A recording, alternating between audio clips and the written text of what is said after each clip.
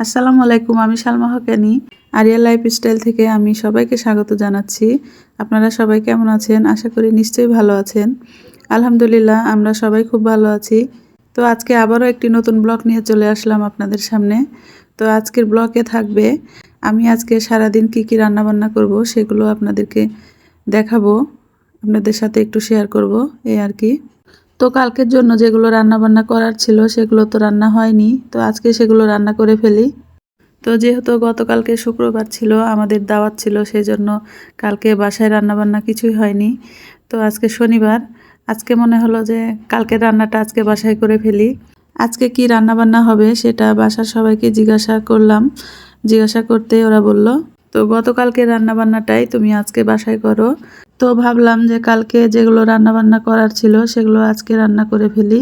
তাহলে দেখতে থাকুন আজকে আমি বাসায় কি কি রান্না করছি। আজকে দুপুরে লাঞ্চের জন্য আমি কি কি রান্না বান্না করলাম সেটা আপনাদের সঙ্গে একটু শেয়ার করে নিচ্ছি। তাহলে আজকে একটু বাচ্চাদের মনে হবে শুক্রবার শুক্রবার মনে হবে। তো যাই হোক, এই যে এখানে আমার মাংস রান্না প্রায় হয়ে গেছে। এদিকে আমি ভাত বসিয়ে দিয়েছি, ভাতের সাথে হচ্ছে কুমড়ো সিদ্ধ করতে দিয়ে দিয়েছি। এভাবে মিষ্টি কুমড়ো আমি ভাতের সঙ্গে দিয়ে সিদ্ধ করি, আপনারা চাইলে আলাদা পাত্রে সিদ্ধ করে নিতে পারেন। এটা সিদ্ধ করার পর আমি ভর্তা করে নিব।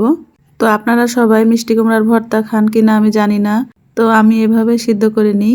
তো আসলে আপনারা মিষ্টি কুমড়া কিভাবে ভর্তা খান আর এভাবে ভর্তা খান কিনা, কিভাবে সিদ্ধ করেন সেটা আমাকে একটু কমেন্টে জানিয়েন।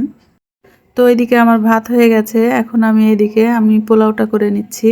আরও কয়েকটা রান্না করতে বাকি আছে, একটু তাড়াহুড়ার মধ্যে আছি, তাড়াহুড়া করে রান্নাটা শেষ করতে হবে। কারণ আমার আরিয়ান বাবুর শরীরটা ভালো নেই, জ্বরটা ছুটে গেছে কিন্তু হচ্ছে এখনও শরীরটা খুব খারাপ, বমিটা মাঝে মধ্যে হালকা করছে। তো এখনও ওর শরীরটা খুব ভালো হয়নি, ওর জন্য একটু মনটা খারাপও আছে। তো এই যে এদিকে আমি কথা বলতে বলতে আমার পেঁয়াজ ভাজা হয়ে গেছে। পেঁয়াজের মধ্যে আমি দিয়ে দিচ্ছি 1 চা চামচ মতো আদা রসুন বাটা। আমি মাঝে মধ্যে পোলাও এভাবে রান্না করে থাকি, আপনারা কে কেমনভাবে পোলাওটা রান্না করেন আমি জানি না। তা আসলে রান্নার তো শেষ নেই, অনেক রকম করে রান্না করা যায়। তো এটা এক রকমের পোলাও রান্না বলতে পারেন, আরও অনেকভাবেই করে থাকি।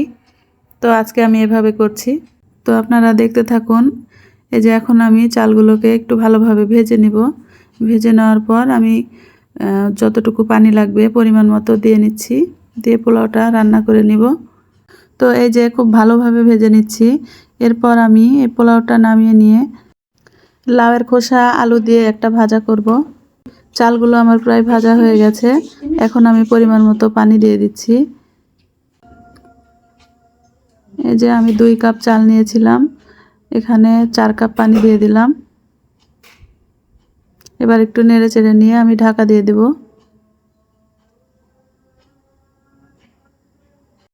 এই যে ঢাকা দিয়ে দিলাম। এখন আমি চালটা ফোটা পর্যন্ত অপেক্ষা করছি।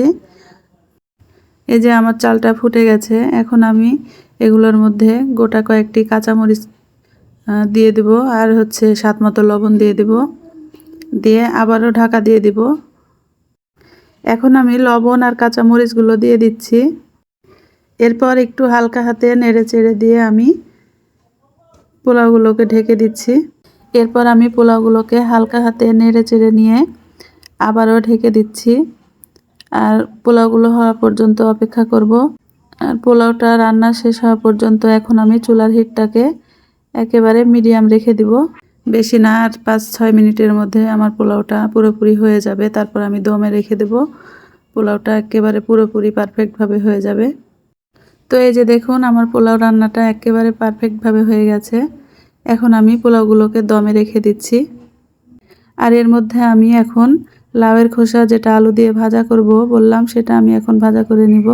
প্রথমে একটু পেঁয়াজ মরিচ কুচি দিয়ে আর হালকা একটু হলুদ দিয়ে নেড়ে চেড়ে নিয়ে হালকা ভেজে আমি লাউয়ের খোসাগুলোকে ঢেলে দেব। এভাবে আমি ভাজাটা করে নিচ্ছি। অন্যান্য ভাজাভাজি যেভাবে করি ঠিক সেভাবেই করে নিচ্ছি। এই যে এখন আমি এগুলো ঢেলে দিচ্ছি। এবার খুব ভালোভাবে নেড়ে চেড়ে নেব। এর মধ্যে একটুও পানি দিব না, কারণ লাউয়ের খোসায় এমনি পানি থাকে বা পানি বের হয়। লাউ রান্নার সময় যেমন পানি লাগে না, সেরকম লাউয়ের খোসা ভাজা করার সময় পানি একটুও দেওয়ার প্রয়োজন মনে হয় না। তো এই যে এখন আমি ঢাকা দিয়ে দিচ্ছি। তো যাই হোক, আমি এভাবেই ভাজাটা করে নিচ্ছি। আর আপনাদের মধ্যে কারা কারা এই লাউয়ের খোসা ভাজা খান আমাকে একটু কমেন্ট করে জানিয়েন। এমনিতেই লাউয়ের খোসা ভাজাটা কিন্তু খারাপ লাগে না, খেতে ভালোই লাগে। আমার তো খেতে ভীষণ মজা লাগে। আর আপনাদের মধ্যে কার কেমন লাগে খেতে এবং আপনারা কেউ খান কি না সেটাও আমাকে অবশ্যই কমেন্ট করে জানাবেন। আমি আগে এটা খেতে হয় সেটা জানতাম না। তো আমি কিছুদিন আগে একজনের কাছ থেকে জেনেছি, তারপর আমি ট্রাই করেছি, তারপর আমার ভালো লেগেছে। এখন আমি প্রায় লাউয়ের খোসাটা এভাবে রান্না করে খাই। রান্না করে মানে হচ্ছে লাউয়ের খোসাটা আমি এভাবে এখন প্রায় ভাজা করে খাই।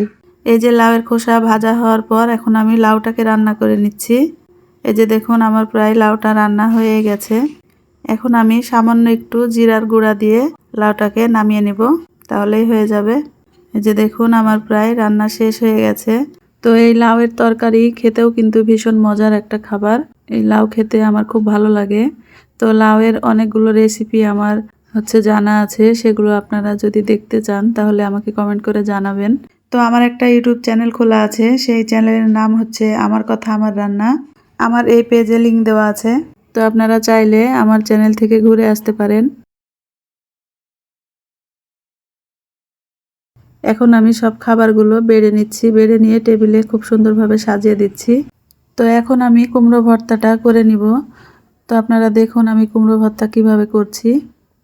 মিষ্টি কুমড়া এভাবে ভর্তা করলে খেতে কিন্তু ভীষণ মজার লাগে। তো আপনারা দেখতে থাকুন, আমি ভর্তাটা রেডি করে নিচ্ছি।